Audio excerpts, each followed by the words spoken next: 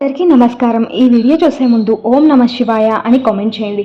మాఘమాసంలో ఇలా చేస్తే దురదృష్టం కూడా అదృష్టంగా మారుతుంది. కానీ పొరపాటున కూడా ఇవి సమర్పించకూడదు. మాఘమాసంలో తులసి పూజకు ప్రత్యేక ప్రాముఖ్యత ఉంటుంది. ఈ మాసంలో తులసిని పూజించడం ద్వారా సూర్యదోషం నుంచి ఉపశమనం పొందుతారని, దురదృష్టం కూడా అదృష్టంగా మారుతుందని నమ్ముతారు. తులసి పూజ అనేది మాఘమాసంలో జరిగే ముఖ్యమైన ధార్మిక కార్యక్రమాలలో ఒకటి.